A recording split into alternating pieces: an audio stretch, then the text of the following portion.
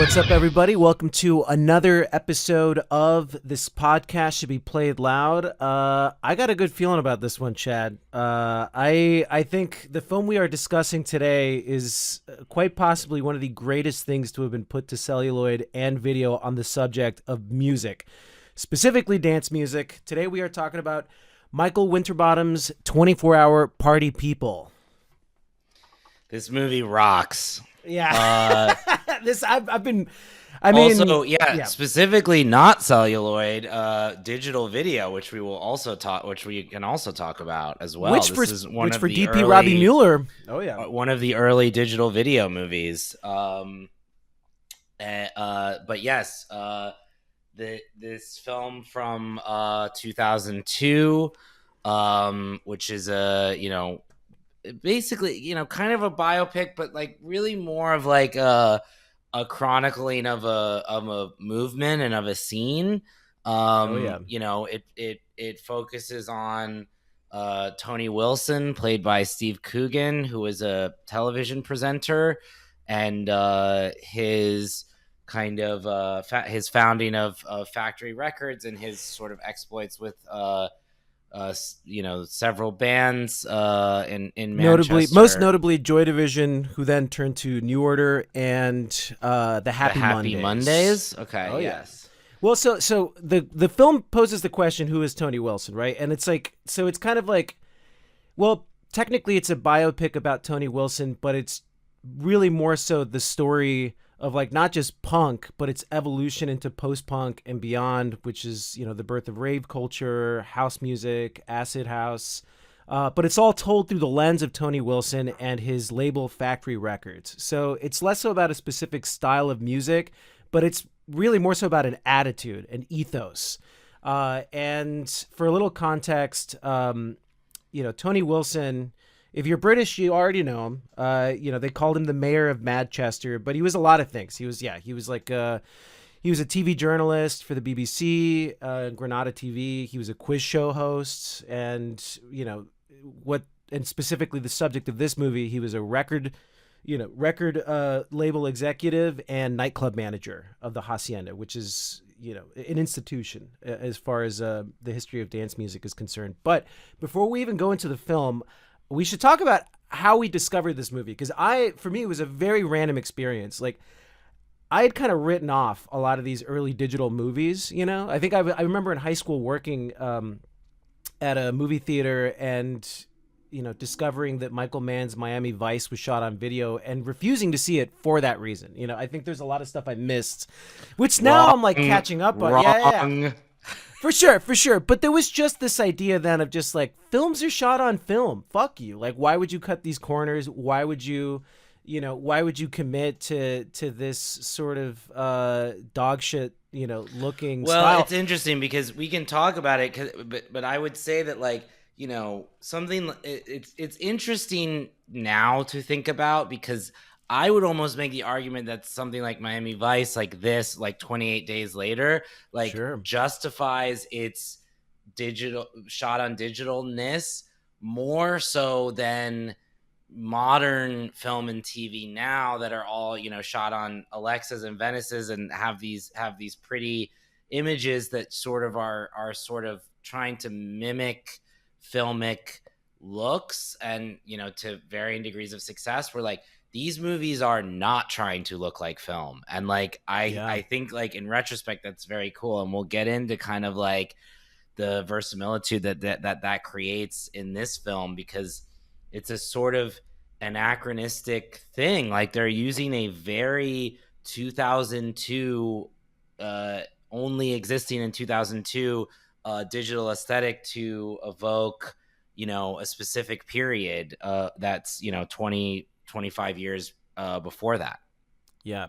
Well, so with all that being said, I remember there was a brief period where I think like my dad was trying to get into like selling real estate or something. I think there was a friend of his that worked in that, and they had an office in this like empty house they were trying to sell in Austin. And I was living in San Antonio at the time, so my dad was temporarily living in Austin. And there was an afternoon where I was just hanging out in this house, and it had cable.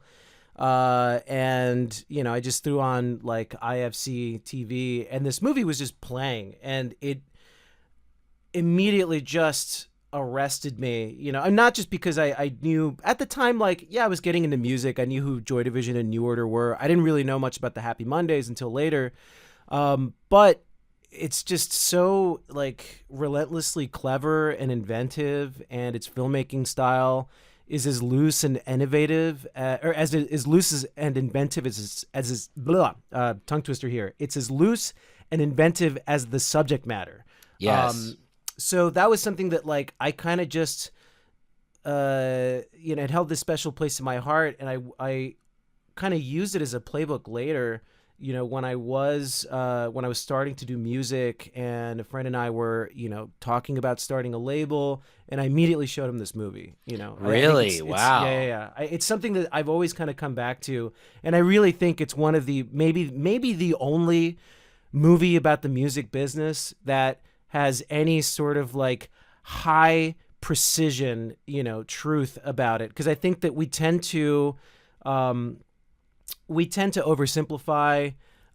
We tend to gloss over like what a lot of running a label really is, which is pressing records, which is listening to works in progress. There's so many little details in this movie that like are so accurate to the experience of being a musician, but also being a label impresario. And there's maybe a few things that have to be simplified for convenience. But I think that for the most part, this is just like, you're watching it happen. This is like how the sausage gets made, and I don't think that a lot of movies really are even concerned with that, when they're trying to tell stories about musicians or the nature of rock stardom or whatever. Yeah, I mean, I think, at its heart, it's kind of like it's a backstage comedy. You know what I mean? Mm-hmm. Like, and like it's whether, that's putting on a show, that's a play or the making of a movie, or, the making of a record label. Like, that's kind of its genre.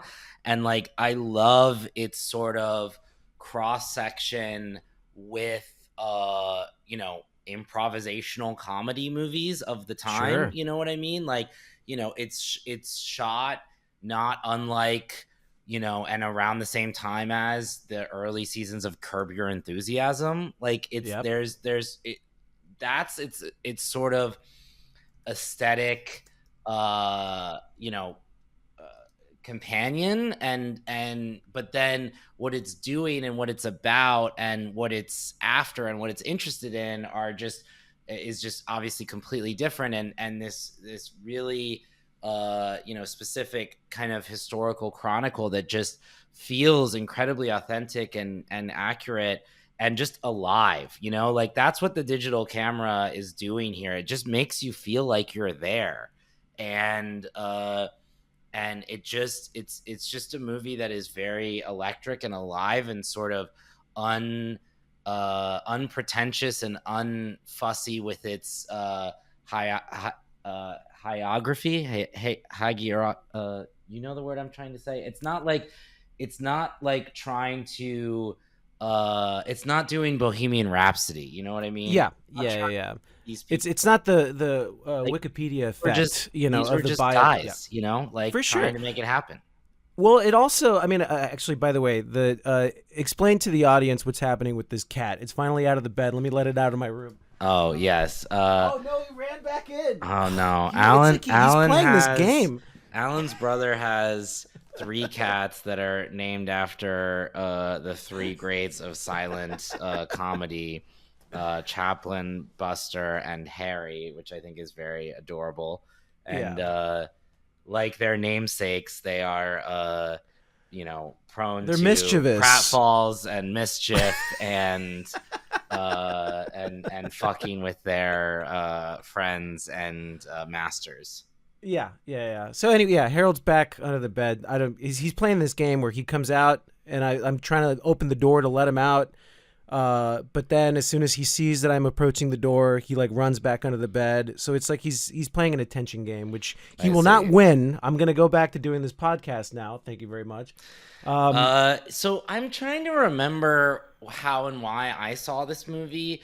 I think it was either late it was, you know, it was not right when it came out, but it wasn't that far afterwards. I think it was just like in my, you know, expanse of knowing more about, you know, international cinema phase, and like Michael Winterbottom was sort of, you know, on my radar as like a sort of, you know,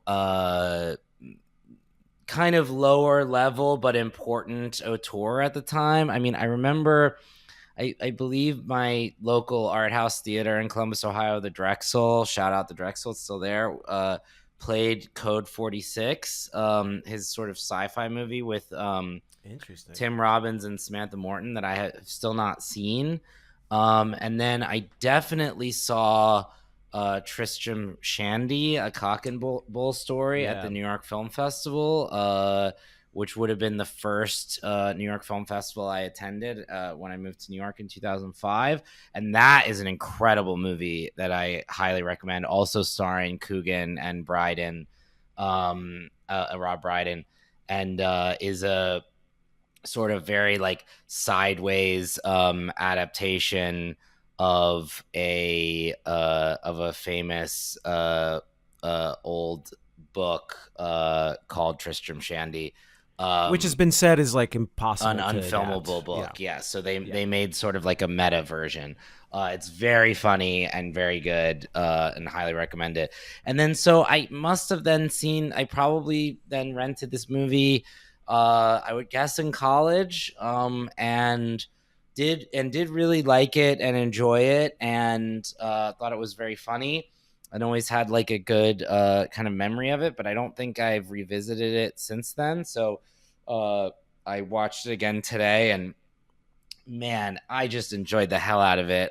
It's so good and so funny and cool, and like just, you know, chronicles this, you know, incredibly culturally important you know, period of music history with just such kind of lightness and fun, and just like, you know, still, but then you still are like feeling the impact of like these kind of you know, tragedies and then important moments. I love how quickly and immediately and sort of nonchalantly it throws you into the famous Sex Pistols concert.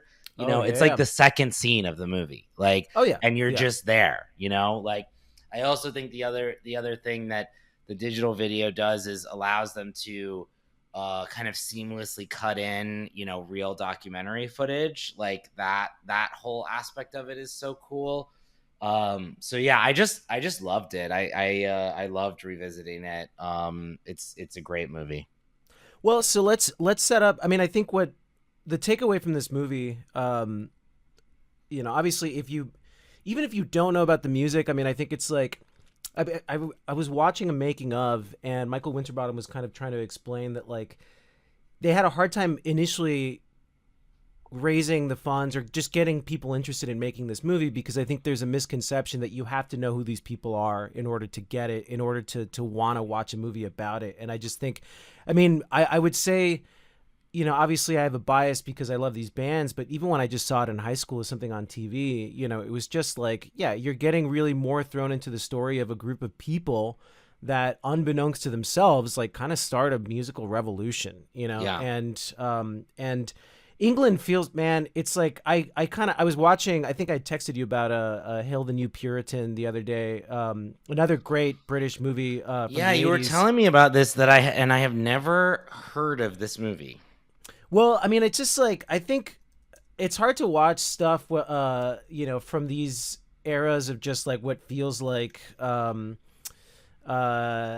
know, just like but stuff that feels so in and of its time, you know, things that we romanticize now, like post-punk, you know, punk, then post-punk, then, you know, rave culture, and things that you really kind of see evolving through this decade of England. But it feels like such a small world, right? Because it's like, you know, I mean, Hail the New Puritan is like a weird kind of like mockumentary that's sort of in the style of something like Downtown 81, but it's about this choreographer, Michael Clark. And yet in the background, you see, you know, these like these famous British punks at the time. You see like Lee Bowery, you see Marky Smith from The Fall, and it's funny because Marky Smith is also in 24 Hour Party People, kind of thrown in as a cameo, or someone plays him.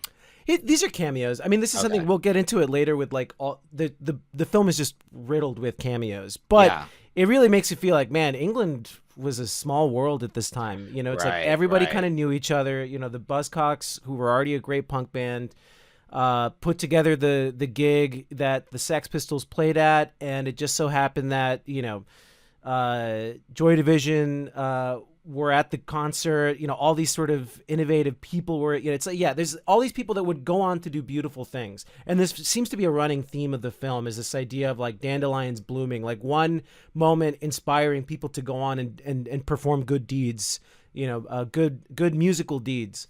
But it's interesting that, like, all right, so early on in the film, you got this guy Tony Wilson. He's got a regional TV show.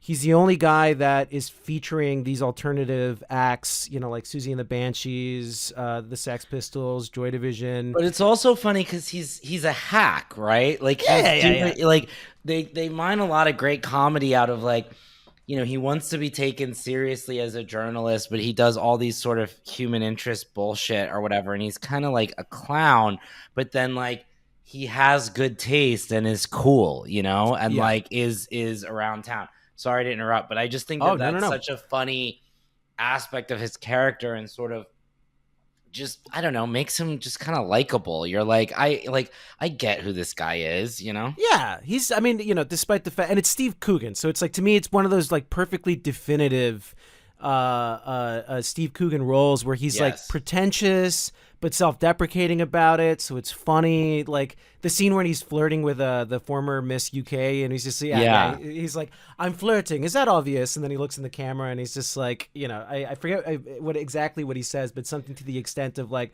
oh, fuck off, she knows I'm flirting. I'm being postmodern before it was cool. I love Steve Coogan, he's very self-aware, and it's a perfect role for him, because the real life Tony Wilson is kind of that guy. He's he was kind of seen as this sort of self-styled Renaissance man that really just kind of fell into these situations also. Like, I think he would like to be perceived as this genius, this prophet of great music. But as the film unfolds, you realize that this guy's just sort of, he's a little bit of a clown, and he's just kind of like failing upward into these situations. But so something about the history of Manchester.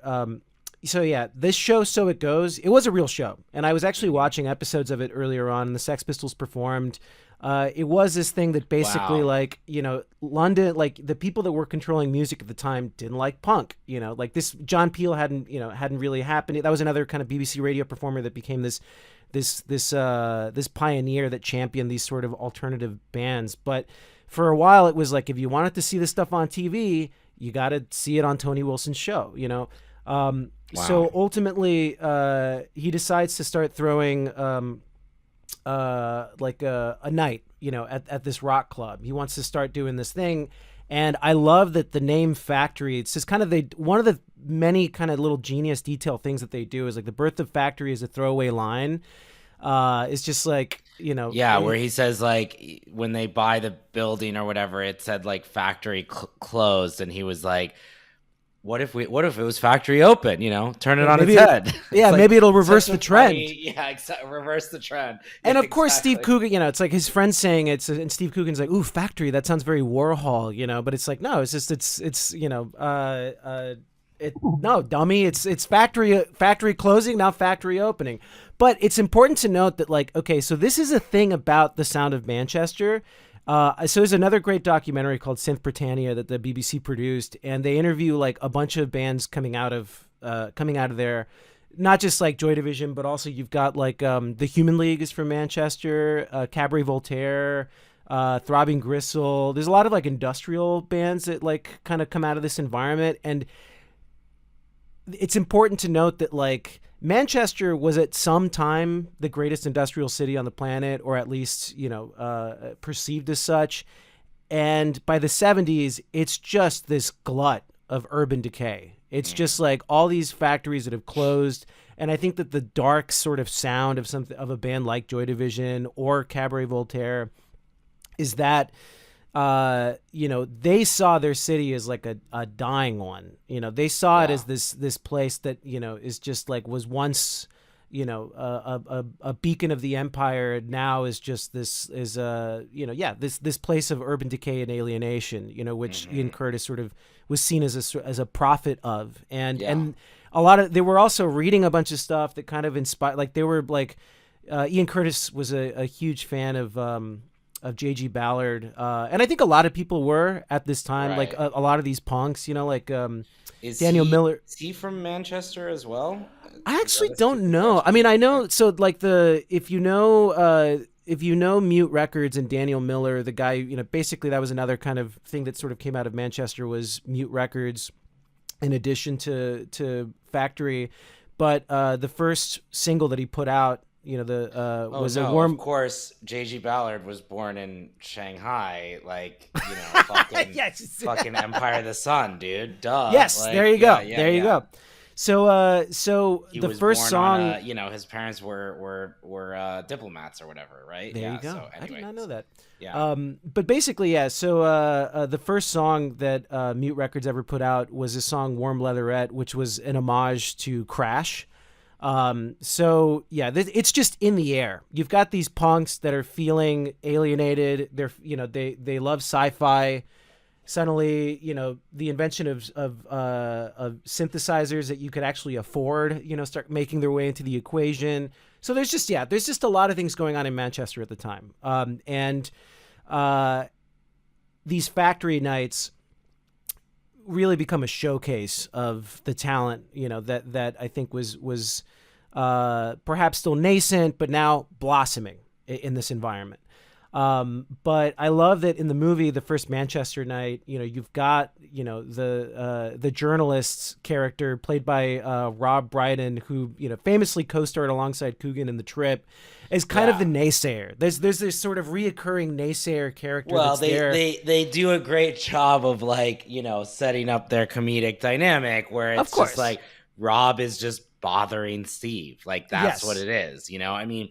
And now, these guys are something of a sort of comedy duo. And like, we'll talk about kind of like, there are now 4 Trip movies and they're about to do a 5th one. Oh, wow. They're actually 6-episode series on BBC or whatever. And then in America, they're cut down into movies. I like all of them and think they're great.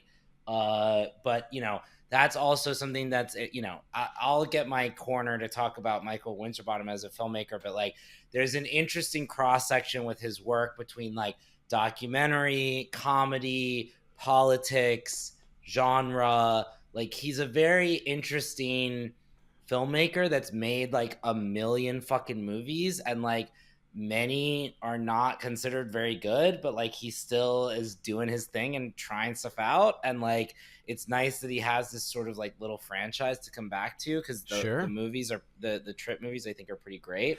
I didn't realize that was those were Winterbottom. Yes, he did all. Sense. Yeah, he did all of them. So like this is him and Coogan's first movie collaboration. They might have worked together in TV before this. I don't know, but then they've continued to make stuff together, not exclusively, but like they work together a lot. And Tristram Shandy, they made a movie fairly recently called Greed that looks pretty annoying, but it's an interesting thing. But yes, I love this sort of trolly journalist that Rob Brydon plays. Oh yeah, he's like, it's quite poor, and he's like, it's provocative. Provocatively poor. it's avant-garde. You wouldn't get it. Like and of course, they're shitting on Vinnie Riley, who is of Durutti Column fame, and I mean, he actually was quite successful in his time. I love that the movie always kind of makes him the sad butt of the joke that like he'll be playing his concerts and nobody comes to them.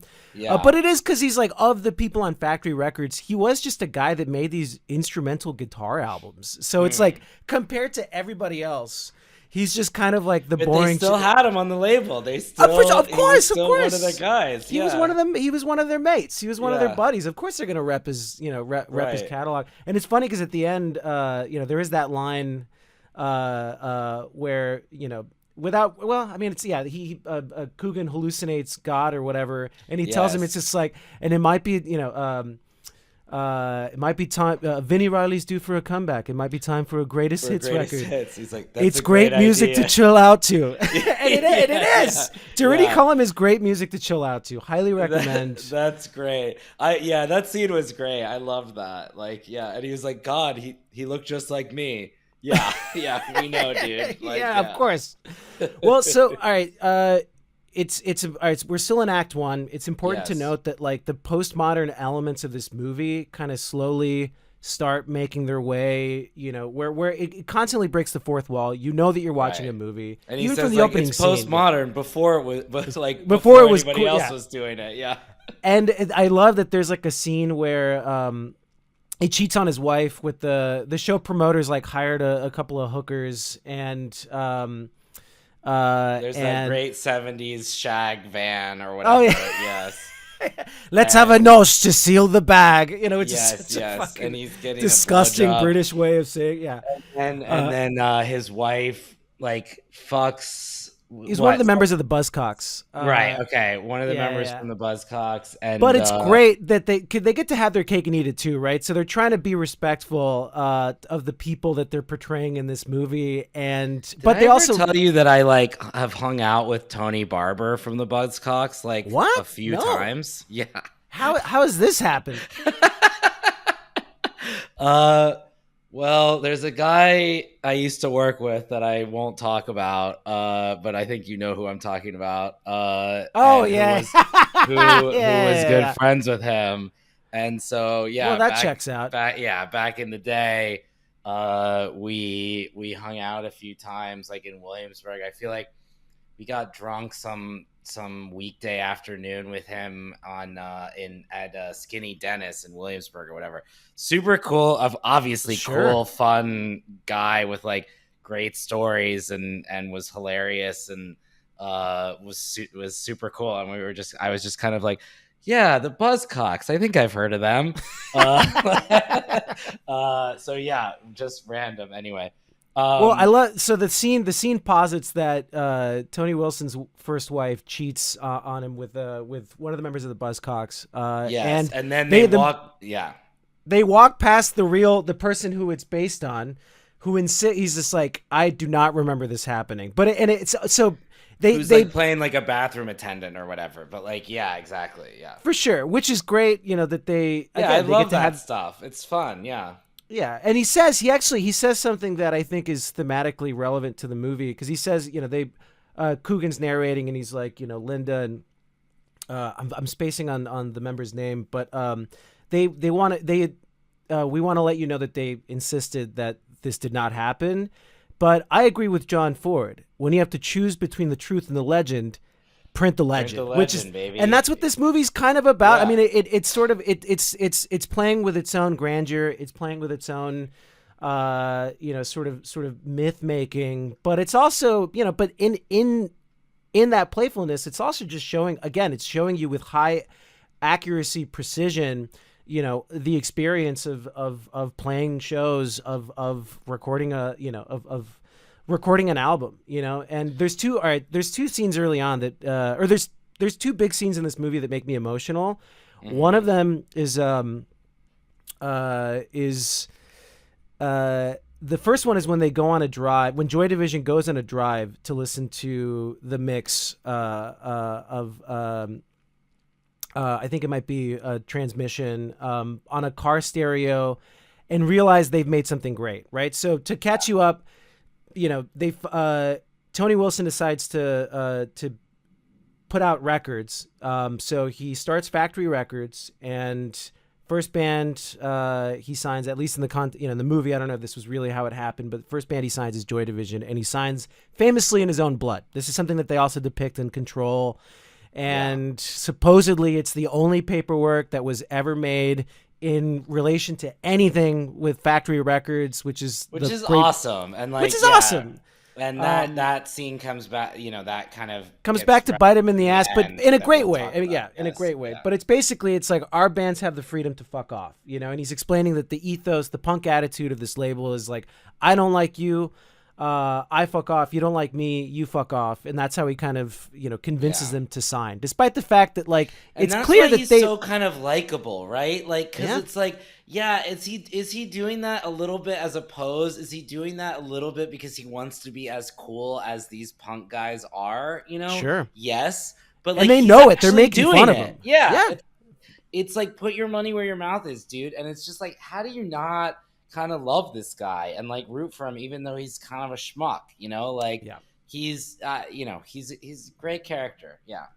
So yeah, he signs Joy Division. We should Yes. say Ian Curtis, played by Sean Harris, Yes.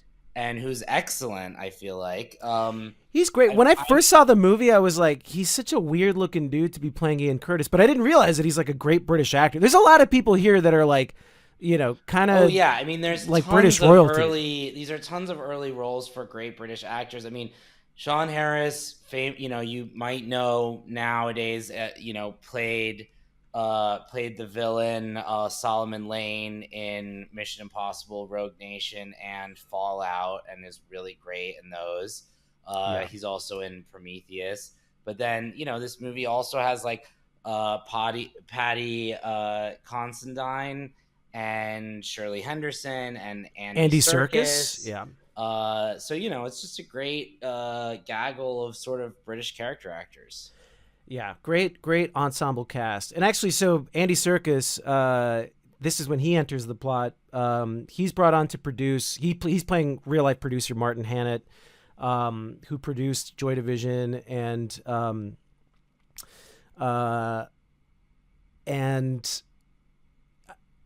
this is all right. So now we get to the studio scene, what it's like to make a record, what it's like to have a fucking curmudgeon producer. He also produced the Happy Mondays for them. Yeah. Right? He's like supposed to be one of the only bona fide geniuses in this story, according to Tony Wilson. But so the scene, it's like, yeah. So when they finally record, when they manage to get a song done, and they go on a drive to listen to the mix on a car stereo.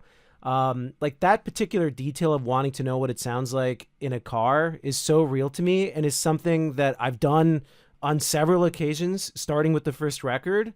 It used to be how you would imagine most people would hear it for the first time, right? That used to be like, we got it. All right. So you're at a studio. Like I remember, working with like Dave Fridman on the second record and like getting a mix of, Polish Girl or Hex Girlfriend or something and being like, let's go listen to it in the car, and that was always kind of how you'd get a sense of whether or not it sounds dope. I mean, now that would be like the iPhone, like people kind of like, all right, let me hear what it sounds like coming out of my phone. And people do, there are little like, I think Acetone has like, there are companies that make these little shitty monitors, like every good studio will have like, your reference monitors, your big monitors for when the label comes in and you want to crank that shit and impress them, and then some purposefully shit like computer speakers or something because you want to get a sense of what it sounds like, on a shitty car stereo or on an iPhone. That's kind of beautiful, man, because it's also just like you're thinking about it in the context of it being on the radio, right? And so you're of like, course. Does this sound like a hit? Does this sound like the type of song I would hear on a radio? Oh yeah. That's really cool. I mean, there's a version of that with movies as well, where we try to do, a color, you might do a color pass that's specific, that's more for when it's going to be watched on a computer versus like a movie theater, like where you're assuming that it's not going to be pitch black in the room when you watch it, Yeah. But that's very cool. That's awesome that resonates so strongly. It's a really beautiful scene. Yeah, when they're and you can see like the sort of the reluctance, like Ian Curtis knows that it's great and it kind of scares him a little bit. Yeah. I think that's something that gives me chills when I'm watching it, and it's like wait, shh, hold on, listen to it. It's like Bernard Sumner's like, it's great, man, it's great. And yeah, so that's a magical scene. That scene gets me every time. But And what's the second scene that gets you? Well, the second scene, I'll say later because Okay. I want to go in the sequential order of like Okay. Okay. we're in Act One. Basically, I mean, we have a shortened version of the movie Control, kind of just sort of sandwiched in this movie because Yes. we have like the rise of Joy Division, the problem with their fan base that that a lot of like skinheads, like neo Nazis, like them because of the reference in the name Joy Division, which they were Right. using ironically. Right. Right. So Right. that's something that they were always, and which again, the journalist character comes back, who's just like, Hmm. it's just like, isn't that sick, and of course, like, Which is a kind of is a consistent sort of push and pull in punk and like punk adjacent things, right? Like, yeah, yeah, yeah, yeah. if I learned anything from the movie Green Room, Oh yeah, there's a that subset seems, of punks yes. that are like Nazi punks, which there's Right. famously the song "Nazi Punks Fuck Off." Right. Right. Right. But that's like there is.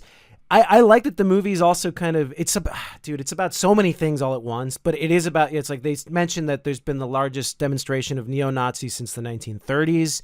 So there's a rise in this. I mean, that's kind of ripped out of modern headlines too, Yeah. so it's like Well, yeah, yeah. and we can say for people that don't know, like they talk about it in the movie, but the band Joy Division is named after like a thing in concentration camps where there was like the It sex was like slavery wing or whatever you want to yeah, call it, they were but trying to like make like awful Aryan. Yeah, they awful shit. basically yeah, it was like they were trafficking like Aryan women to mate with the Nazis. To it's yeah, it's so obviously Joy Division being a But it's goth. obviously ironic in what Yes. they're doing. They Yeah. Yeah. also Yeah.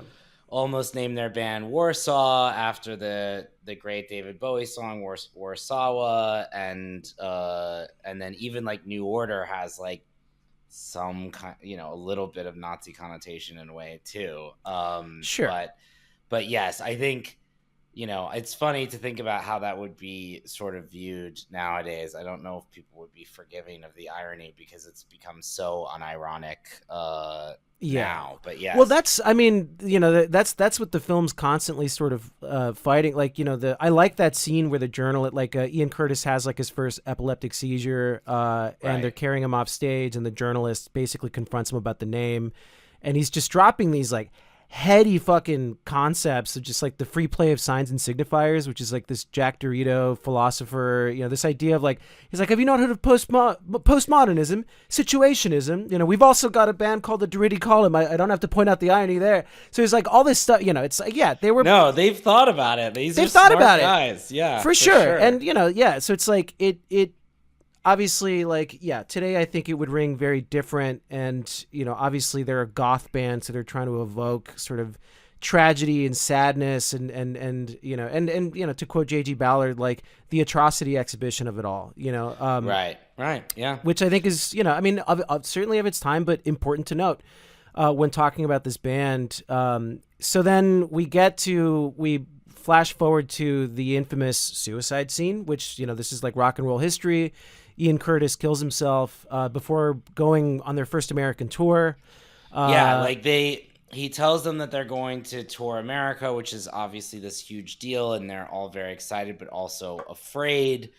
I reading more about Ian Curtis today as well, and like, I think he obviously suffered from epileptic seizures for much of his life, and his sort of I apparently his sort of like unconventional stage presence and dance moves were sort of inspired by that in some Sure. ways.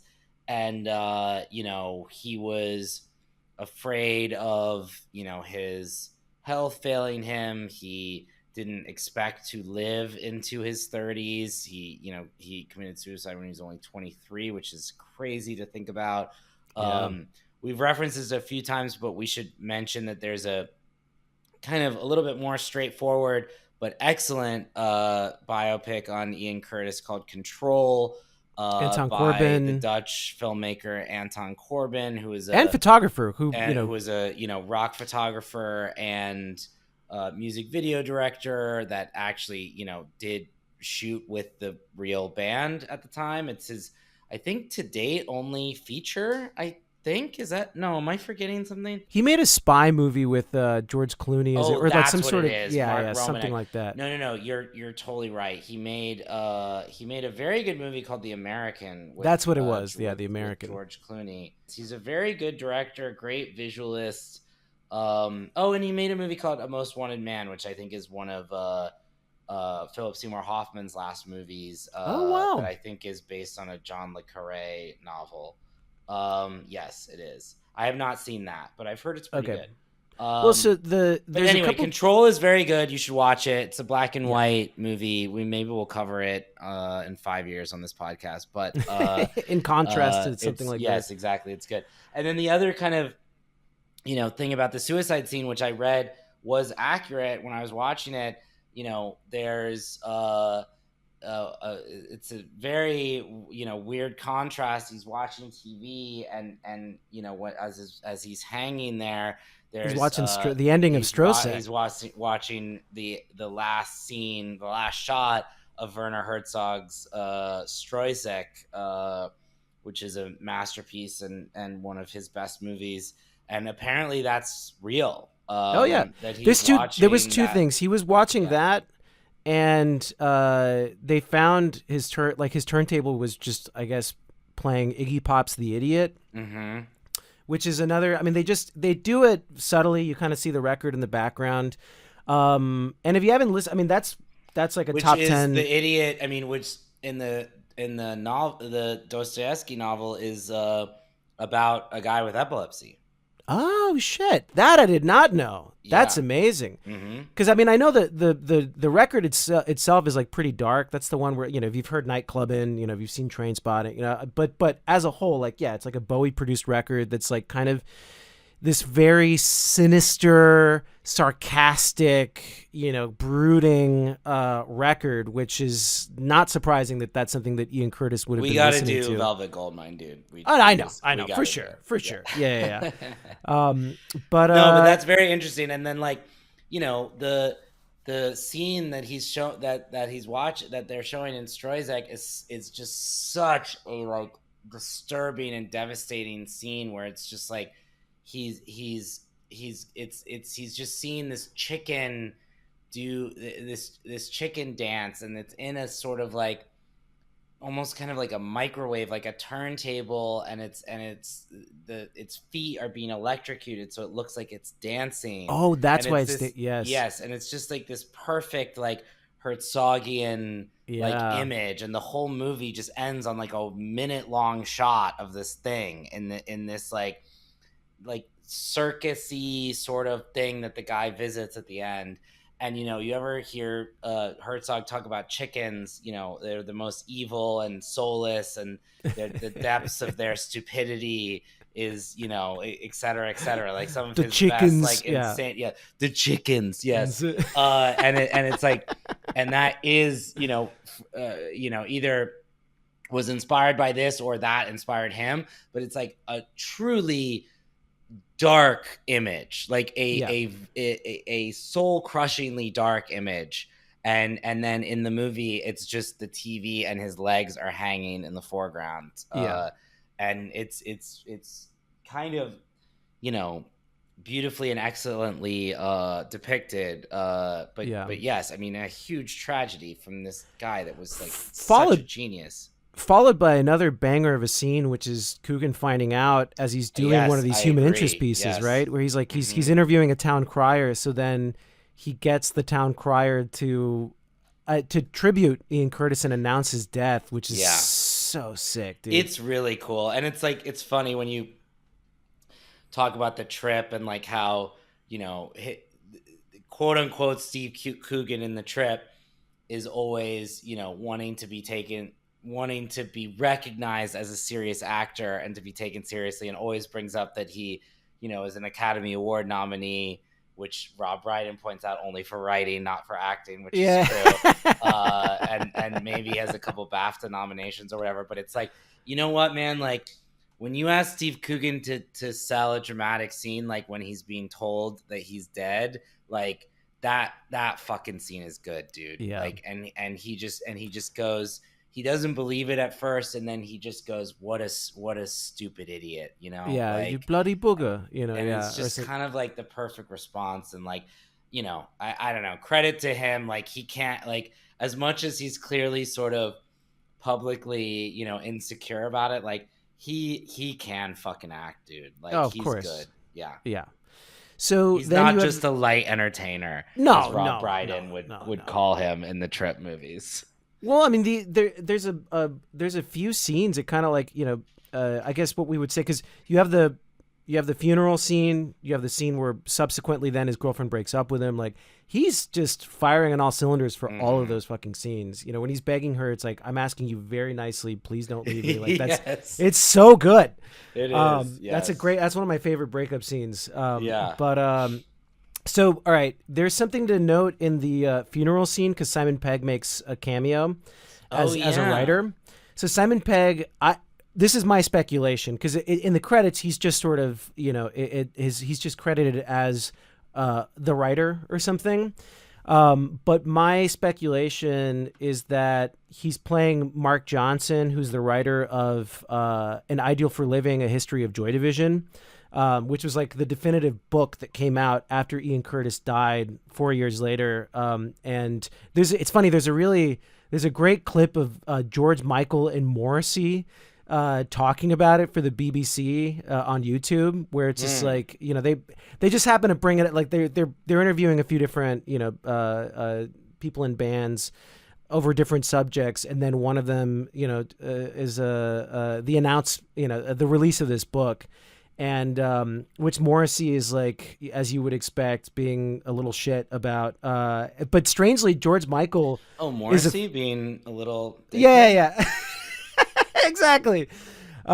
He's being a little turd about it, and George Michael, funny enough, like, is a fan of Joy Division. Turns out he's just like, oh, like, you wouldn't expect it from me, but like, I love that band, and he, you know, I think they're a little critical of the fan base, you know, because I think that, yeah, of course, Joy Division fans probably take themselves very serious. You know, it's very brooding, you know, serious, quote unquote, music. Which is why I love that New Order is almost the allergic reaction to the death of Ian Curtis, and is just such a different band. But all right, that plays into the end of the first act, which is important, that this movie knows it's a movie, and it's constantly as it's moving along, it's telling you, as loose and sort of tossed off as it feels, it's a very well written and well structured movie. Like, it's, and it, you know, again, we can get more into it, but it sort of doesn't, it's like, it doesn't surprise me in a way that, like, many of Michael Winterbottom's films, like, don't seem to work or sort of connect, where it's like, it's just like the thing that he's trying to do just, like, can't work all the time. It's just too hard. And like, when it does, it just is fucking dope as shit, like this movie, you know? Like, so yes, you're right. It's a you know, it's a well-structured movie. But yes, go ahead. So then, yes, we announced the second act with, you know, him dropping off his girlfriend after she breaks up with him at what looks like a train station. And he says, I believe it was F. Scott Fitzgerald who said, American lives don't have second acts. Well, we do things a little differently here in Manchester. This is the second act. Second act. Yeah, exactly. It's so great. It's amazing. Yeah. Yeah, right. Of course. So it does historically, like, it does all, I mean, it's crazy that these events also just signify, you know, more broadly, these sort of, they seem to mirror these trends that are happening in music at the time. So post-punk is on the decline. Rave is on the incline. It hasn't really happened yet. So you are kind of, he makes that, you know, the next scene is he's making this sort of metaphor of the double helix, whereas one trend is on the decline, the other's on a rise. So they're kind of at this weird apex, this intermission period. And there's no better metaphor for that. I don't even think they did this intentionally. I think they did it because they probably couldn't afford to license Blue Monday for the film. But it's like, there's that scene that follows where it's like, no band survives the death of their lead singer. So when Joy Division became New Order, no one expected them to succeed. So the scene is them writing Blue Monday, but in the style of it sounds like they're playing it as if it was a Joy Division song, like just on guitar. And yeah, my guess is they couldn't afford to license it, but it works perfectly because it shows them as a band in a period of transition. Like there's the first New Order record does kind of sound like they're still ironing out some of like the kinks of sounding like Joy Division, with the promise of what's to come later. But like apparently, so they go, what they're making is Blue Monday, which goes on to be like the highest selling 12-inch single of all time.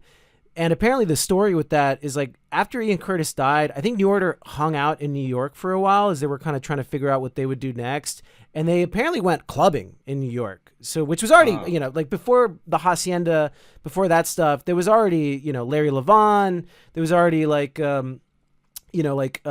post disco and early like house music. Like America was already kind of ahead of the trend there. Eventually, then England takes some of these tropes and reinvents them for themselves. But they were already going out to like, New York clubs, and like Paradise Garage, like the Cafeteria. There's already a lot of these places, and they said like I think they were hanging out outside of one of these clubs, and they were just like, wouldn't it be great if people played our music in a place like this? So I think that's kind of what informed them to like look, to what to look to next. Which is again just one of these like rock myth, like beautiful stories of just imagining them like nightclubbing in New York and being reinvigorated by that. But it's funny because when you see them writing the song, actually again just beautiful attention to detail. There's an emulator too, which was like this keyboard that they became like a real trope of the band. It was like one of the earliest samplers, and it took floppy disks. I owned one at some point. I sold it because it was just a fucking nightmare to deal with. But that I think also informed the cover of Blue Monday, which is a disc, which was again just this kind of stroke of genius. And it's funny because their graphic design seems a huge part of, and they devote some time in the film to this as well. Like I think it's Peter Seville. Right. Peter Seville, who, has made some incredible album covers like Power, Corruption, Lies, obviously, the Blue Monday 12-inch single. And he's just, the guy's like a sort of a minimalist, kind of pop art genius. It's funny because there's like all these different, I think it was like Yeezus when like Kanye was trying to get him on for something like that, before, or let's say right around the time he starts to lose his fucking mind. But Kanye, not Seville, but like Peter Seville has a history of just kind of through simplicity evoking these kind of like high concept sort of things, and just being a great collaborator with New Order. So it's important to know. Well, I'll tell just a quick little story, just dorking out about New Order. I got an emulator too because of New Order, but there was also another synth that is in a Jonathan Demme directed music video from New Order. New Order had a lot of great music videos. One of them was for Perfect Kiss, and it's weird because it sounds like a live recording of it, and you're literally seeing them recording it in the studio in person. And it's like I've ripped off this video for something. It was like a Prince tribute I did for Pitchfork TV.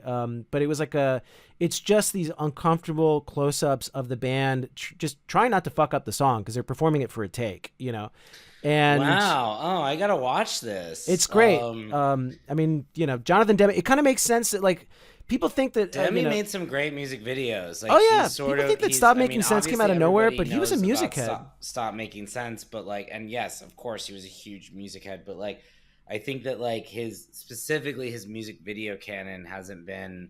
I know that when BAM did a complete retrospective of him.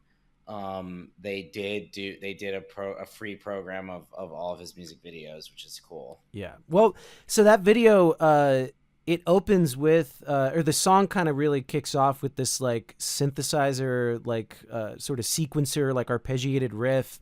And I remember in high school, when I saw that, I was like, what the fuck is that? That thing sounds so beautiful. And it was this rare synth called the Voyetra 8 that they feature very prominently. And it was just this synth that New Order used a bunch. And it wasn't until the second record that I could afford to buy one. And I can never sell it because I could never buy it again. It's like it's astronomically gone up in price since then.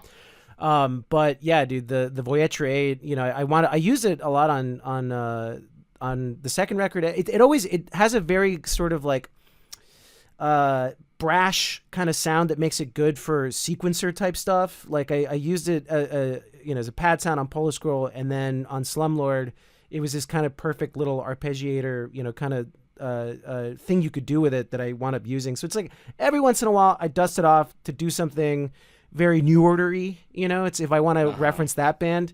But yeah, just a little dorky detail. Voyager 8, Emulator 2, if you want to get the New Order sound. And none of them are cheap anymore. So, so suddenly the second act doesn't really truly take off until Blue Monday, skyrockets them into stardom. Not that they saw any of that fucking money, because meanwhile, Steve Coogan or Tony Wilson into the hacienda. Yes. Right? So now our next thing is that, the other thing that's happening, that's in this period of transition is that Tony Wilson opens up the hacienda. It wouldn't be a couple years until it finally takes off when, England enters its rave era, its dance era. It's possible I'm going to go shoot a movie in Manchester at some point. Ooh. So I was looking up to see if the hacienda still existed, but it doesn't, unfortunately. No, they try to reopen it in the 90s, and then I think in the 2000s, when I first went to Manchester with Neon Indian, so you've been there? Wow, yeah. Yeah. My only experience of Manchester is like Mike Leigh movies and this movie. So I'm like, what am I in for here? Well, it is kind of. It looks kind of gloomy. I went there with the desire to make a pilgrimage. Like when I went there, I was like, oh my god, this is where New Order started. This was, it was like I was definitely. And it's funny because it was like those first trips to England. Like I sometimes, not no shame on the Brits, but sometimes I feel like maybe just London. I can be like, I'm allergic to London. I can't be there without just like immediately just having some like histamine fit. Like I'm you're literally allergic. I'm literally allergic to London. I don't know why. This is like a weird thing that's happened, and maybe a little allergic to the drier British personality. London can be a little too cool for its, too cool for school. I know what you mean. Yeah, could be a little, but I remember in those early days of just like, courting labels and getting signed and stuff. I think it's funny because it's a testament to how much of a control freak I can be with like Neon Indian stuff, where I think my manager at the time wanted to work with this. I'm not going to dox him. I don't even remember his name, but he's like this graphic designer that has done a bunch of records for 4AD. And he was this Brit that I drove insane because I was like, I knew in my head what I wanted the record what the album cover to look like. And I wanted it to look like this sort of, to look like this weird sort of candid photograph of this sort of cyborg, this punk that whatever, something is showing that is revealing that they are in fact not human, and they're trying to push the camera away as they do that. So it was like, that was sort of the concept. I can see that in my mind's eye. Yeah. Sure. So there was at the time I was like, I was really into like cyberpunk manga shit. It was my cyberpunk era or whatever. Okay. In like watching Tetsuo the Iron Man. Oh fuck yeah! Kind of exactly. Just and wanting to make a sort of 8-bit shoegaze record that was sort of reflective of that or something. Mm-hmm. And this guy was just not getting it, and he kept. And I had a manager at the time that was just like, I felt like in a lot of ways I was living out his sort of dreams of what he would have wanted to do in music. Like he also suggested who the producer should be on the second record. And it was a lot of these decisions weren't like my initial go-tos. So I would humor them sometimes. And finally it was just like, we just fired this guy. I was like, we got on the phone and he's okay, describe to me exactly what you want. I could tell he was like frustrated. That's had enough. Phrase. Yes, yeah. Okay, so it's a punk jacket. Is it a denim jacket or is it a leather jacket? Is it like, it got to that point where I was just pissing him off, but I was also just like, why are we hiring this guy that doesn't get what I'm trying to go for? He's great at doing one. I have to say, I relate to this. I've had to wring information out of a director like that before, where it's just like, okay, you're acting like this is obvious, so thuddingly obvious that anyone who wouldn't get it is an idiot. Well, I'm sorry, I don't get it. Please explain to me exactly what you want. Oh yeah. Well, the irony is that then I hired Focus Creeps, this director duo that was out of the Bay Area at the time, and they fucking crushed it on the first go. Like it was just, right, yeah. It was Sometimes just about it's just the right person or not. Yeah, that's just what it was. And shout out to Focus Creeps, great directors. And yeah, I mean, it was just kind of like about shared references. But sorry, this is a big tangent to go into. But that was my early experience working with Brits, where I seemed to be on some wavelength that they were just not vibing with, despite the fact that I love British music.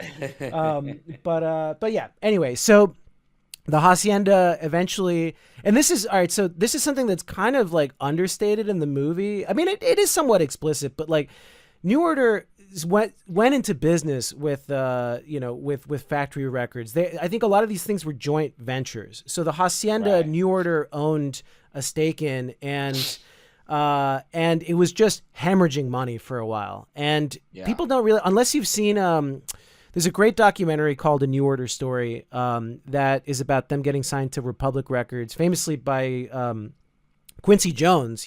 It's funny hearing Quincy Jones trying to sit like in a roundabout way, sort of like he's complimenting them, but at the same time it's like a total backhanded compliment because he's like, oh yeah, they got that real sequencer sound, basically saying like they don't play their instruments. Yeah. But so yeah, there's that documentary is about them, getting signed, and it sort of, people don't, or like, I don't think, you can see something's in the air. The band's kind of bored with themselves. They're about to have like a 5-year hiatus. But like Bernard Sumner just straight up says like, Tony Wilson ruined my fucking life, and just kind of laughs it off. But like they saw that time, like as for them being this horrible push and pull between creating, the greatest works of their catalog, of their oeuvre, I never know how to fucking pronounce that oeuvre. Thank you, oeuvre, and dumping all this money into these failed ventures with Tony Wilson. So the movie kind of makes it like a punchline, but for New Order, that was like a high source of stress, was that the Hacienda was a money hole for a few years, and even at its success, which the film goes into, was not very lucrative.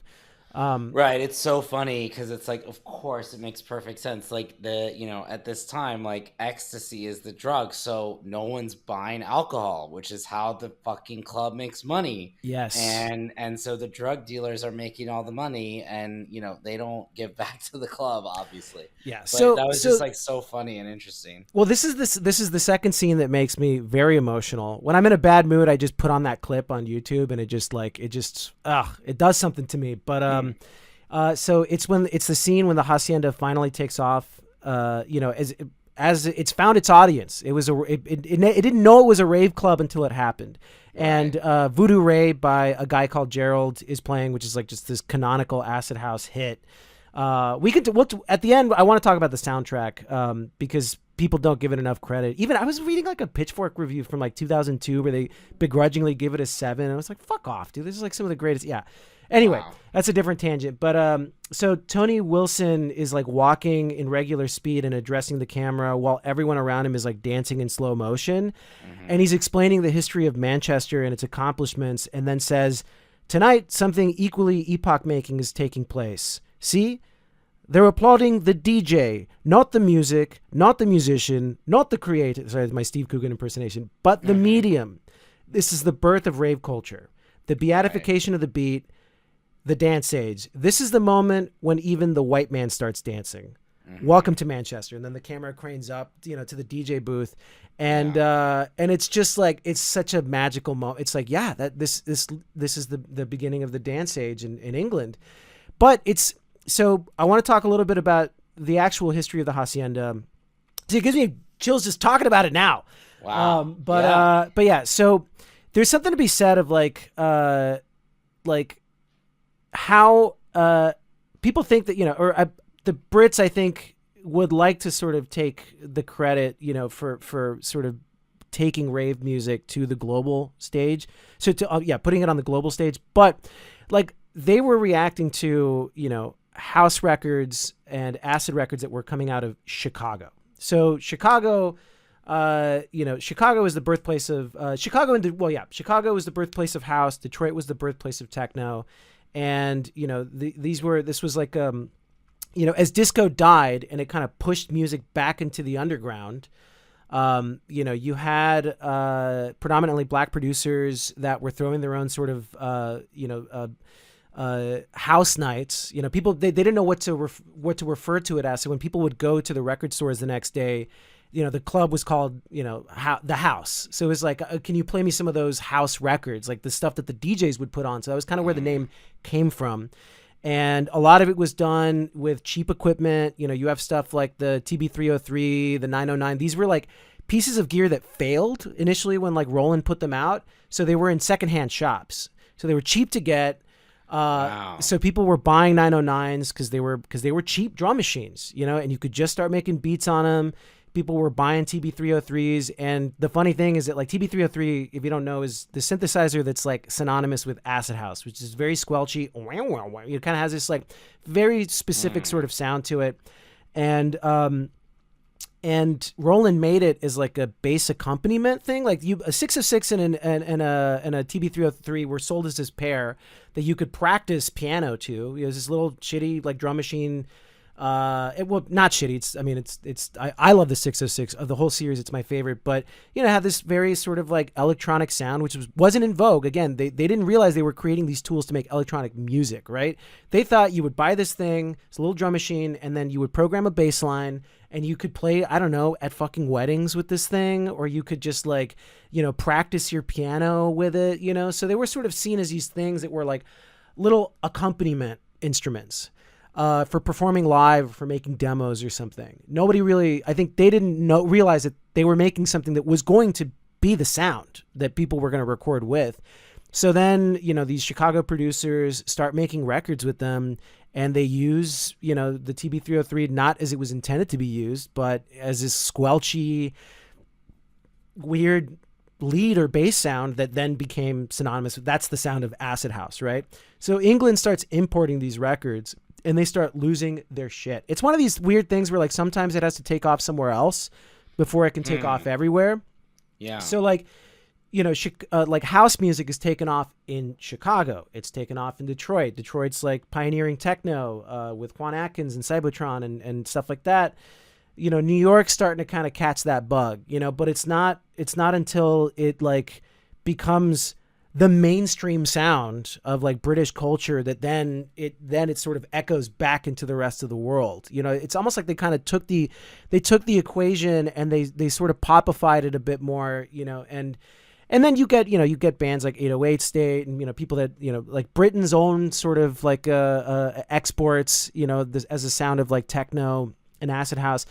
But like it ultimately was like they were taking a sound from America, a black sound from America, and then they were playing around with it, and then they started flipping it and doing their own thing with it. So it is symbiotic. It's not like they didn't just steal it, because I think then they started bringing out these Chicago DJs who were like celebrities, might not even be celebrities in their own city, but in England, were treated as these like gods, So there is an interesting thing that kind of happens there, and this is how, and then the DJs that brought it to the Hacienda are depicted in the film. You've got, Mike Pickering and Graham Park, they were like resident DJs at the Hacienda. You can listen to their mixes on YouTube. Like they've gone back and done stuff for the BBC for that time, but like they were the dudes that like really, championed that music to be played in the Hacienda. And it's funny because that whole sort of era of music exploding in England, like 1989, England refers to that as its second summer of love, because that was like when ecstasy hit critical mass. That was just like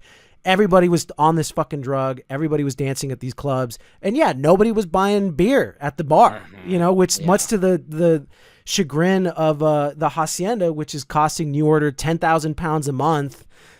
and is like basically fronting the bill for this party that is amazing. That's the thing. It's like that's what's punk about this movie. It's like and it's not even they're not even playing their music there, really, right? No, like at a certain point, I'm sure. Yeah, there's I'm sure to some extent. At a certain point, it's sort of evolving out of their sound, right? Oh, yeah. So it's like, yeah. Well, New Order has the first half of the 80s really in the pocket. Everybody's Mm-hmm. like loving them with Thieves Like Us and Perfect Kiss and just this litany of amazing singles like Temptation, which is also in Train Spotting.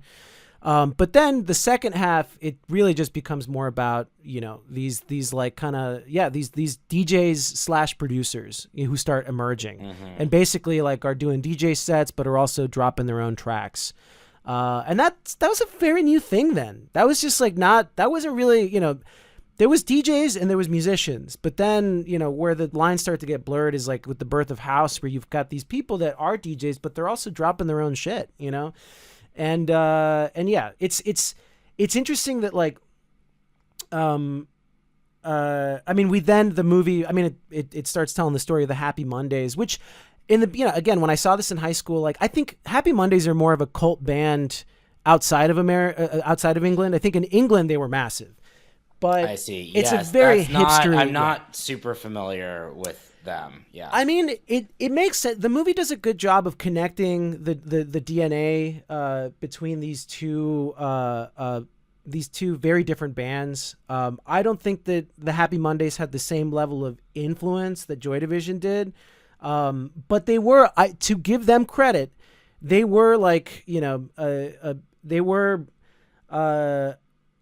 true native sons. Of like taking the house music sound and applying it to rock and roll, right? So it's like, got it. There wasn't really, that was a very different thing. And then England starts kind of creating its own hybrid where you get, and this is obviously before, like, then guitars came back with a fucking vengeance with like Oasis and the Stone Roses, and then synthesizers were suddenly out of vogue for a minute.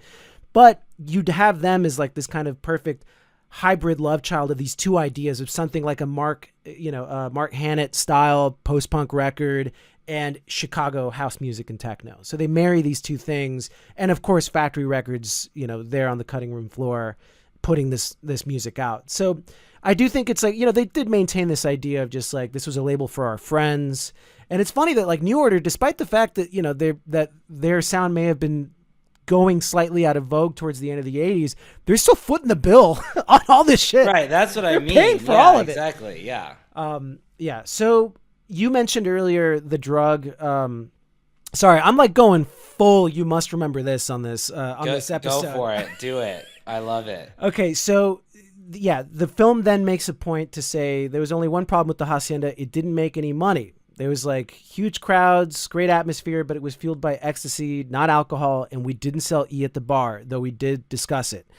Yeah. Yeah. So yeah, the only people they were spending money on the building, the staff, the DJs, the sound system, but most of the money was going to the drug dealers. And guess what? They didn't give the money to us. So there's an important detail here about Britain's own version of the Satanic Panic, or just like a morality crisis during the Thatcher era was rave culture and its public perception, because there was sort of like there was a hysteria in England with the rise of ecstasy, and the music became kind of demonized as an outgrowth of it. It's linked to illicit drugs. It's linked to pirate radio stations. And there's a lot of great news segments from the BBC around this time, which you can find on YouTube, and one of which I actually sampled on Vega International, the third record. There's a really great little, at the end of 61 Cygni, there's this sort of, my version of like Pink Floyd On the Run, where you just hear footsteps and there's this kind of ominous music. And in the background, there's just, if you hear it, they're just kind of droning this like news segment about, the acid house crave, and it's like, it's coming for your kids, they're going to get hooked on this drug, So yeah, there was definitely like a lot of pearl clutching happening. There was violence associated with it. I mean, the fucking problem is that, then it brought violence to the Hacienda. You had like rival drug dealers like shooting each other inside the club, which is something that nobody wanted, but was a byproduct of the fact that a lot of this was being fueled by what was an illegal drug, So yeah, this is when we start approaching the end of the second act. This is when things were kind of like sort of on their own decline, because like, yeah, you've got the story of the Happy Mondays, who are like, it's almost like Tony Wilson's overcompensating. He feels like he might have failed Ian Curtis, so now he's giving like carte blanche to this to Happy Mondays, who are the last people you want to give carte blanche to. This is like suddenly then, as it's flying at its highest, it's also, you know, steeply in decline. Like the higher you climb, the bigger the fall. And this is like so true of what starts to happen with Factory Records, the Hacienda, and Happy Mondays, basically like hijacking these resources to just blow it on drugs. Like, you know, that is the sad, that is the sort of the sad fall. And like Sean Ryder gets a lot of shit in this story, but it's worth telling. It's just like, you were given the, you know, the keys to Shangri-La, but you were, you know, I think the movie says it. He's like, Sean Ryder was an artist, but he was also an addict. And yeah, wasn't reliable. And that's another big fucking like on the nose detail of like a label tap dancing around an artist, having to sort of work around them to get the result that they need, and just pouring money into them. And sometimes this happens and it makes masterpieces. Sort of enabling their addictions and problems and whatever, as long as they deliver eventually. Yeah. And eventually they don't, because the drugs get too in the way, you know? I mean, that is it's like, I think there's an analogy that they use of just like, you know, you're riding this big machine, and then suddenly the machine goes out of control. And then for a while there, it's even funner because now you're off the rails and you're just flying. But eventually, like, nobody beats gravity, right? And this is sort of this is when the film gets real. And in a way, like, I think that it's like, it drives home. Like, I think the scene that really drives home the sort of postmodern element of it is when you realize that Steve Coogan, like, had a family with his second wife, and he's just been completely ignoring them, you know? And then the film has to say, like, you know, I'm not the Prince Hamlet of this story, nor was I meant to be. I'm a minor character in my own story. This is a film about the music. It's about Ian Curtis, Sean Ryder, and Martin Hannett, you know? And it does, again, so it manages to sort of marry, like, Ian was the first wave, Sean was the second wave, and Martin was kind of the glue between these two eras of music. But that's sort of like the sobering, again, another great sort of understated dramatic scene where he's embarrassed at himself, you know? It's one little note that, like, while they're trying to get a Happy Mondays record out, New Order goes to Ibiza to make their next album. And it's significant because then eventually, like, Ibiza does become the rave capital of England around this time. Like, everyone's fucking going there. And there's like in my mind, I fantasize of like New Order hanging out at clubs like Club Insomnia or Club Coup, you know, fucking off when they should be making an album that eventually takes two years to make. But this enters us into Act 3, right? I feel like he'll break the fourth wall when he's entering the next segment of the film. He does it in the beginning, he does it to announce the second act, and then he does it to announce Act 3, which is the unraveling, right? And that's kind of, it really does reveal its sort of hand. You know, that's when we see the real Tony Wilson directing like the prior TV segment scene from a control room and like. Right. Of Wheel of Fortune. Yes. Yeah. I don't know if he ever actually hosted Wheel of Fortune. I know he had a quiz show called Remote Control. But it's Wheel of Fortune. Why? Because it's Copernicus's wheel. It's like ride my spokes, but then don't complain when you're cast back down into the depths. This movie's so fucking smart. Or you know, Icarus. Yes. If you've heard of Icarus, good, you'll get it. If you haven't, that's fine, but maybe read more. Yeah, for sure. It's great. So yeah, then we get and then it shows us all the real people that it snuck into this movie, which is like Paul Ryder of Happy Mondays, the drug dealer. Marky Smith of The Fall just plays this like door guy. I think his like credit in the movie is just as a punter. And Manny from the Stone Roses, and then Mike Pickering, the real DJ of the Hacienda, Vinnie Riley of Rudy Collin. So all these people are in the movie, which again is part of this sort of like love fest of just like we're making a movie about this because we fucking get it, and these people are our friends. Like that's the hangout aspect of the movie is so fucking cool to me. Like it's one of the most charming things about it. But yeah, so then the money's running out, the artists are getting strung out. Like the trend is everything's kind of on the out. So their only lifeline is to sell to London Records. Right, which I love this scene because it's like, look, we just need help, we need somebody to come in and, record the record, produce it, and distribute it. It's like yeah. So my record label can no longer do those things. Yes, it can't effectively function as a label. Where should we do it? It's called London Records, which is like, anathema to everything Manchester, and it's just kind of like, it's just, again, like, it's a great comedy scene, like, it is. And we were introduced to the factory offices kind of for the first time, and they have this horrible, expensive 30,000 pound conference table that is in a weird shape and color and made out of MDF and hanging from the ceiling for some reason, which we mine a lot of comedy out of that. And then the kind of the twat from London Records comes and tries Keith Allen, big dick them, basically. Yeah. Well, so another strange sort of cameo there. Keith Allen, I guess he was just homies with New Order. He directed a video for them called Ruined in a Day, which is kind of like a later era, like 90s New Order video. But he plays a perfect asshole. I mean, the genius of that scene and of the film's ending is that, like, by doing everything on a handshake and owning nothing, Tony saves Factory Records from ever having the dilemma of selling out. Yes. There's nothing then to sell. He's like, I could never sell out because I don't have it, because I have nothing. Yes. The artists own all their the artists own all their own work, the label owns nothing. Our bands have the freedom to fuck off. Which was it really was an experiment in, as he calls it, like an experiment in human nature.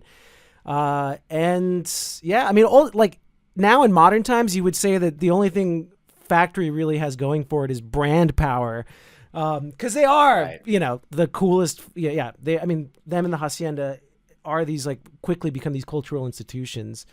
So then, what happens then? The Hacienda has its closing night, and they encourage the ravers to loot the offices and everything in it, which, again, so fucking punk.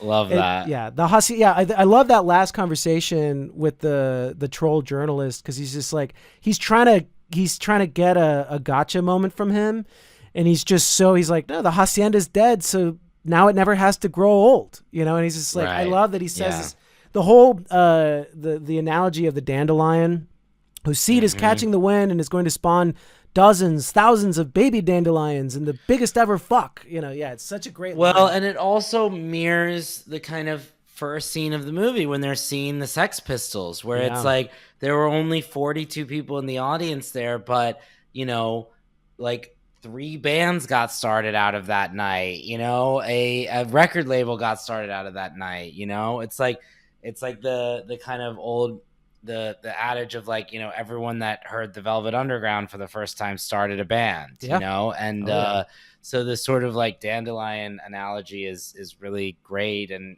kind of beautiful, and, like, it's grandiose, but he means it, and he's kind of right too, Oh yeah, well, that final rave scene is, like, also all the things I love about music and community, like, it's family, it's fans, it's fans' family, it's family's fans. It's like, it's just this sort of blurring of the hierarchy of what it's the label, it's the artists, it's the people that were there that were part of the scene. It's, it's the person that just wanted to, come into the party off the street. Like, it's just like that, to me, reminds me of the best shows or parties I've ever been to, where it's just like, it's just working. Everyone's operating on this wavelength, and we're just celebrating the medium. Yeah, it's like, it's like he says, like, those remind me of, like, great, I feel like a Brooklyn label or a New York equivalent of something like Factory to me was always like DFA Records. And if you ever went to a couple of DFA parties, or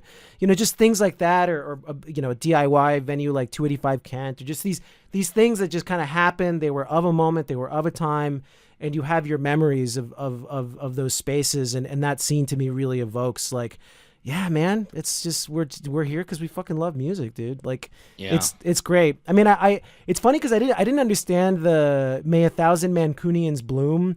To clear it up, to clear up something I never understood is that Mancunian literally just means of Manchester, like person from Manchester. So I was just like, wait, Oh. what? Because when I was rewatching the movie, I was like, is it Mancunians? He's like, no, he does say dandelions, but it is important to note that um, Manchester does refer to its spring as a Mancunian bloom. So there's maybe something There you there. go. So yeah, any Brits listening can give us the scoop. Who can give us the scoop would be greatly appreciated.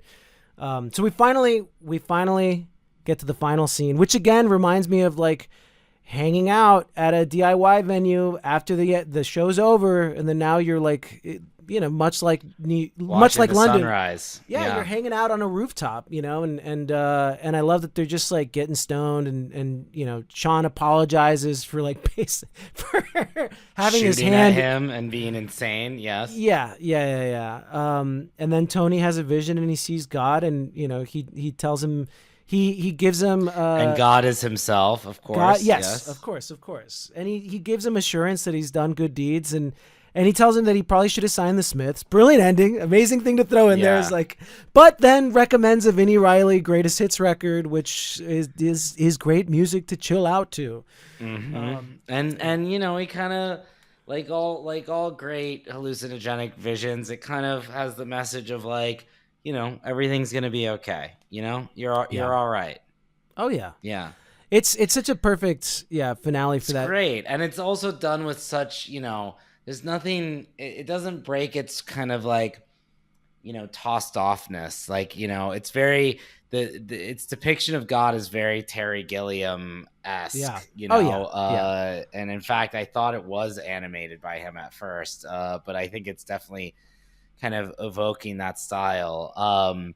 That's a great summary of everything. I think as we wrap up, I do want to talk a little bit about the cinematography of the movie. Oh, and Robbie Mueller, the sort of like early digital video of it all, and bring up and shout out Screen Slate, who put on in 2017 an amazing series at Anthology Film Archive called "This Is Mini DV," in parentheses on 35 millimeter, where it was I remember this.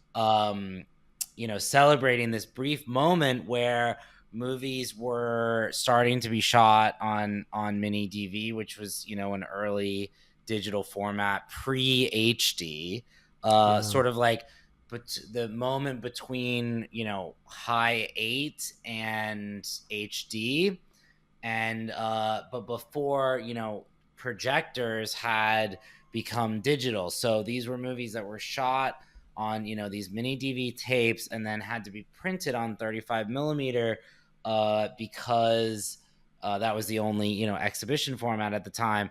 And so they did a complete 35 millimeter retrospective of about a dozen amazing movies from around 1998 until 2002 or 6, I guess. But listen to this lineup. I'll just say it very briefly. It was Thomas Vinterberg's The Celebration, which is the first Dogma film, Jackass the movie, Pedro Costa's Colossal Youth, 24-Hour Party People, Agnes Varda's The Gleaners and I, Harmony Korine's Julian Donkey Boy, Lars von Trier's Dancer in the Dark, Abbas Kiarostami's 10, Miguel Arteta and Mike White's Chuck and Buck, Spike Lee's Bamboozled, David Lynch's Inland Empire, and Maren Ade's The Forest for the Trees. So pretty fucking amazing lineup. And, this movie was shot by the great Robbie Mueller, who, has the distinction of shooting, a handful of the most beautiful looking movies ever made, including and especially Paris, Texas. Yep. But then was an early adopter of digital and mini DV. Robbie Mueller. There are some scenes that are shot on what looks like Super 16. Like I think it jumps around, but, yes, but predominantly and Super 8, I think too. I yeah. think that's what they sort of incorporate some of the documentary footage like that. But Robbie Mueller shot many movies for Wim Wenders, including the Road trilogy. And as I mentioned, Paris, Texas, and some later ones as well. And then he shot some of the early. Sorry, the cat here now is next to the microphone. So if anyone hears amazing. a cat meowing, we'll know where that comes from. And then some of the early Jim Jarmusch movies, Down by Law, Mystery Train, Dead Man.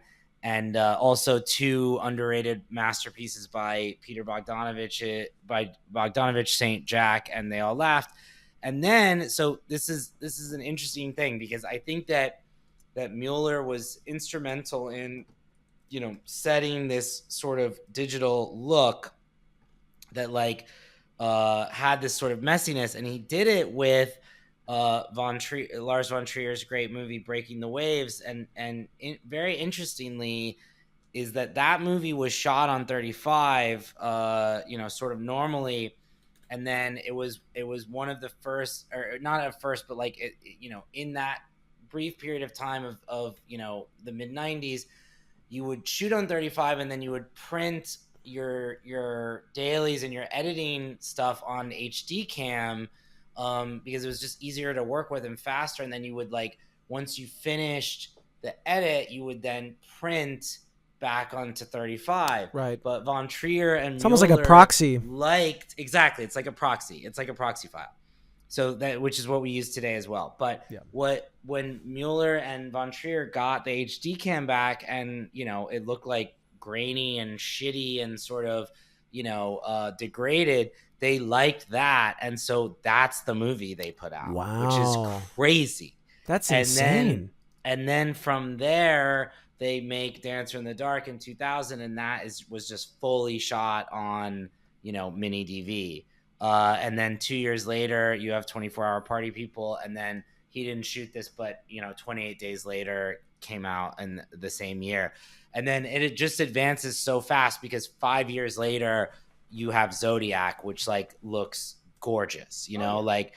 You have these movies that look like they were shot on a fax machine, and and then 5 years later you have Zodiac. It's just pretty crazy, but it's just an interesting sort of bit of a brief era of a specific look and time period that only existed then, and to have someone like Winterbottom take advantage of that, I think both for budgetary but also certainly for aesthetic reasons. It's just so interesting because no other movie a movie looked like that only in 2002 basically, and to have that, as I said at the beginning, used to depict a kind of immediacy and documentary reality of the late 70s and 80s, is just a really interesting choice that I just think works in spades. Just has the desired effect, and gives the movie a sort of liveliness and immediacy that is part of its power. By the way, I want to read to you the 24-Hour Party People premiered at Cannes. It was in competition that year. Yes. Let me just read you the other films in competition. Okay. So it's 24-Hour Party People, About Schmidt, Bowling for Columbine, Demon Lover, Irreversible, Punch Drunk Love, Russian Ark, The Pianist. There's a bunch more, but these are just some of the hits. Wow, that's a great list. The clip I always get on my reels the clip of the people storming out of Irreversible, and just be in French being like, how dare they, this is not cinema, blah blah blah, how do you it's a scandal, I don't really disagree with them, honestly, but that's fair.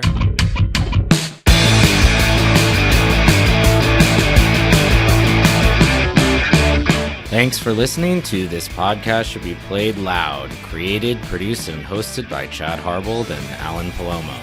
Please remember to rate, review, and follow on your favorite podcast platform, and keep up to date on new free and bonus episodes at patreon.com/thispodcastshouldbeplayedloud. Our artwork is by Robert Beatty, and special thanks to Marie Barty and Jorge Palomo.